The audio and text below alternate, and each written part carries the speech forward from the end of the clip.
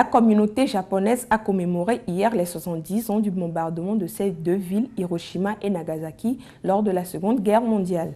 Pour marquer cette célébration au Togo et dans le cadre de la campagne internationale pour l'abolition des armes nucléaires, l'association Vision Solidaire avec l'UNREC a organisé à Lomé un atelier d'information de la société civile pour lui présenter les conséquences humanitaires néfastes de l'utilisation des armes nucléaires et les risques qui existent encore de nos jours quant à son utilisation. Le récit de Herman Adadé et Souné Aoudia.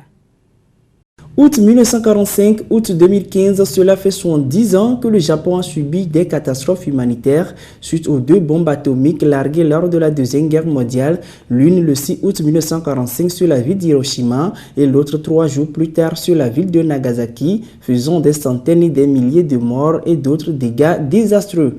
Au Togo, dans le cadre de cette commémoration, couplée de celui de la campagne internationale pour l'abolition des armes nucléaires, les acteurs de la presse et des organisations de la société civile ont été sensibilisés sur la véritable nature des armes nucléaires, les conséquences désastreuses de son utilisation et les risques qui existent aujourd'hui pour que ces armes soient utilisées de façon accidentelle. Une sensibilisation à travers laquelle les organisations comptent amener les participants à une prise de conscience sur le désarmement qui s'avère nécessaire pour la tranquillité du monde d'aujourd'hui.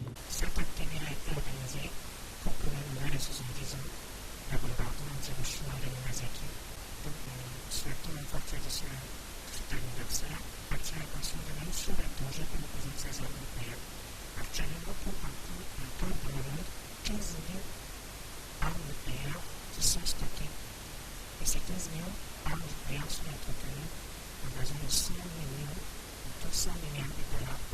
Avec 100 milliards de dollars, on aurait pu attendre des études millénaires pour le développement. Nous pourrons consentir à temps d'arriver à l'interdiction totale des armes nucléaires. Le but, ce n'est pas d'empêcher les pays d'avoir les armes nucléaires, comme c'est le cas actuellement. On empêche certains pays comme certains pays comme la Corée du Nord de ne pas avoir des armes nucléaires parce que c'est des pays dangereux, certes. Donc, le but, c'est de pouvoir amener des interdictions. Pourquoi il est pour ces gendarmes de la langue du tout qui permettent pas aux gens pour les terroristes de développement ce sont peut-être des armes qui peuvent détruire l'humanité tout entière. Précisons que le Togo fait partie des premiers pays qui ont signé l'engagement humanitaire appelant à un traité d'interdiction des armes nucléaires. Cette célébration offre donc l'occasion de saluer l'engagement des autorités togolaises pour un monde sans armes nucléaires et de les inviter à maintenir leur position pour que débutent rapidement des négociations internationales pouvant conduire vers un traité d'interdiction. Un atelier tenu grâce au soutien du Centre régional des Nations Unies pour la paix et le désarmement en Afrique.